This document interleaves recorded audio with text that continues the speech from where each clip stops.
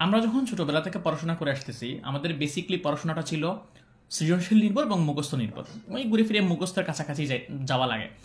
ধরেন আপনি আমাদের আগের জেনারেশনের যারা ছিল তারা হইতেছে মুখস্থ নির্ভর পড়াশোনা ছিল, এবং ওই সময় থেকে এবং আমাদের সময়ও এবং এখন পর্যন্ত একটা কথা বারবার আমরা শুনে আসতেছি যে আমাদের এডুকেশন সিস্টেমটা আসলে একটা ফল্টি এডুকেশন সিস্টেম, এবং এই এডুকেশন সিস্টেমটা আমাদের জন্য প্রপার না, এবং এটা আমাদেরকে আমাদের যে পপুলেশন আছে তাদেরকে রিসোর্সে কনভার্ট করতে পারতেছে না।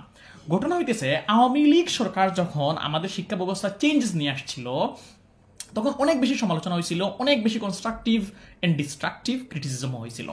এখন ঘটনা হইতেছে আমরা আওয়ামী লীগের যে জিনিসপত্রগুলো ছিল টেক্সট বুকের ভিতরে ছিল আমরা ওইগুলার এলিমিনেট করে আমরা আমাদের আগের শিক্ষা ব্যবস্থায় এবার চলে গেলাম। তাইলে প্রশ্ন হইতেছে তাইলে আর চেঞ্জেসটা আসলো কই? আমাদের এনসিটিভির বই, আমাদের যে কারিকুলাম, এটাতে একটা ড্রাস্টিক সিগনিফিক্যান্ট যদি আপনি চেঞ্জ না নিয়ে আসেন তাইলে আপনি আপনার জেনারেশনটা কখনোই কাজে লাগাতে পারবেন না, আপনি আপনার জেনারেশনটা কখনোই মানব সম্পদে কনভার্ট করতে পারবেন না। খুবই ইন্টারেস্টিং একটা পয়েন্ট হইতেছে, ধরেন আমরা যখন আলো নিয়ে পড়াশোনা করি বা আমরা যখন কোনো একটা স্টুডেন্টের বলা হইতেছে আলোর প্রতিফলন হয়, প্রতিসরণ হয়, ব্যতিচার হয়, অপবর্তন হয়, সমাবর্তন হয়, তখন ওই স্টুডেন্টটা শুধুমাত্র ওই যে বোর্ডের টিচার হয়তো বা গ্রাফ আকারে দেখাইতেছে যে এই জিনিসগুলো ঘটে, সে আসলে এক্সপেরিমেন্টালি এই জিনিসগুলো কখনোই দেখতেই পায় না। অথচ এই জিনিসগুলো এক্সপেরিমেন্টালি দেখানো কিন্তু খুব ডিফিকাল্ট কিছু না, এবং খুব বেশি যে টাকা পয়সা লাগে তাও না। অথচ আমাদের শিক্ষা ব্যবস্থায় এই জিনিসটা অলমোস্ট নাই বললেই চলে। যে সমস্ত জিনিস 9, 10 এবং এইচএসতে প্র্যাকটিক্যাল আকারে আছে ওইগুলো খুব বড় সড়ো স্কুল কলেজ না হলে ওইগুলাতে প্র্যাকটিক্যাল ওইরকম ভাবে হয়ও না, শুধুমাত্র জাস্ট একটা প্র্যাকটিক্যাল খাতা লেখা ছাড়া। সো কথা হইতেছে আমরা আওয়ামী লীগ সরকার যে শিক্ষা ব্যবস্থাটা নিয়ে আসছে ওইটারে চেঞ্জ করে আগেরটাতে চলে গেলে আমাদের চেঞ্জটা কি আসলো? আমাদের কাছে 6 মাস সময় ছিল, আমাদের শিক্ষা যে অধিদপ্তর বা শিক্ষা মন্ত্রণালয় আছে তাদের সে পুরা 6 মাস সময় ছিল, এবং তারা চাইলে একটা কিছুটা হইলেও স্মল স্মল চেঞ্জেস নিয়ে আসতে পারতো, যে জায়গায় হয়তো বা এই আমাদের মেইন এডুকেশনের সাথে, মেইন স্ট্রিম একাডেমিক এডুকেশনের সাথে আমাদের কিছু প্র্যাকটিক্যাল ফিল্ড অবশ্যই চাইলে যোগ করা যেত।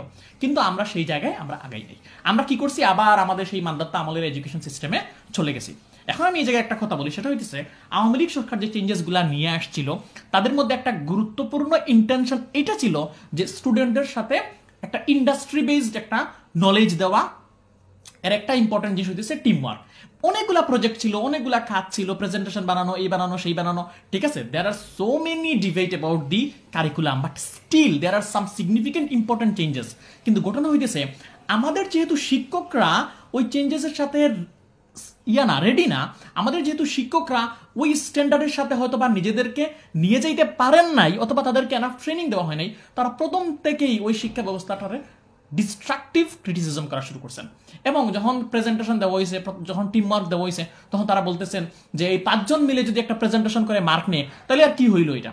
অথচ আমরা জানি যে পুরো দুনিয়াতেই টিম ওয়ার্কের ইম্পর্টেন্স কতটুকু, ইউনিভার্সিটি লাইফে ইম্পর্টেন্স কতটুকু, জব লাইফে ইম্পর্টেন্স কতটুকু। অর্থাৎ টিম ওয়ার্ক একটা মহা গুরুত্বপূর্ণ বিষয়। কিন্তু যখন এই টিম ওয়ার্ক জিনিসটা ইন্ট্রোডিউস করা হয়েছিল আমাদের কারিকুলামে, তখন আমাদের শিক্ষকরা এই জিনিসটা সমালোচনা করছিলেন। কিন্তু আপনি যদি একটু ভালো করে খেয়াল করে দেখেন, যে সমস্ত স্কুল কলেজ শহুরে অথবা একটু নামকরা স্কুল কলেজ আছে ওইগুলোতে কিন্তু টিম ওয়ার্ক এমনিতে আসেই, অর্থাৎ আগেই ছিল টিম ওয়ার্ক। ওইগুলোতে অনেকগুলো প্রজেক্ট ছিল, প্রজেক্ট দেওয়া লাগতো, টিম ওয়ার্ক দেওয়া লাগতো, অ্যাসাইনমেন্ট করা লাগতো, অলরেডি ছিল। কিন্তু আমাদের যে এনসিটিভিতে যখন নিয়ে আসা হয়েছিল তখন তো এই জিনিসটা সরাসরি ইমপ্লিমেন্টেড হয়ে যেতেছে আমাদের একবারে গ্রামগঞ্জের স্কুল কলেজ থেকে নিয়ে সবকিছুতে। তখন আর ওই টিচাররা সরাসরি ওইটার বিরোধিতা করা শুরু করলেন, এন্ড গার্জিয়ানরাও বুঝে হোক না বুঝে হোক এটার বিরোধিতা করা শুরু করলেন। Still there are some ডিবেটফুল content, কিন্তু ইন্টেনশনটা ছিল স্টুডেন্টদেরকে মাল্টিপল জিনিসের সাথে পরিচিত করা, একটা মাল্টিভার্স সোসাইটিতে তাদেরকে নিয়ে যাওয়া। কিন্তু আমরা সেইটাও এলিমিনেট করে দিছি, নিজেরা নতুন কিছু নিয়েও আসে নাই, ওই ঘুরে ফিরে আগের যে মুখস্থ বান্দাত্তা আমলের যে পড়াশোনা আছে ওইটাতে নিয়ে গেছি। আমাদের স্টুডেন্টরা আসলে কোনো একটা টপিক যখন পড়ে তখন ওইটারে ভিজুয়ালাইজও করতে পারে না।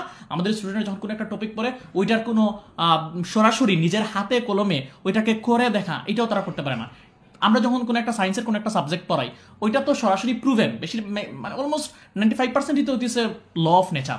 সো আলটিমেটলি ওইগুলো তো প্রুভেন। সো আপনি চাইলেই এদেরকে দেখাইতে পারতেছেন, কিন্তু আপনি ওইগুলো দেখাইতেছেন না, আপনি সরাসরি বোর্ডে লিখতেছেন অথবা হাতে কলমে লিখতেছেন। সো দ্যাটস ভেরি ইম্পর্ট্যান্ট যে আমরা আমাদের শিক্ষা ব্যবস্থাটা আসলে একটা জায়গায় স্টেবল করে ফেলছি, একটা জায়গায় স্ট্যান্ড স্টিল করে ফেলছি।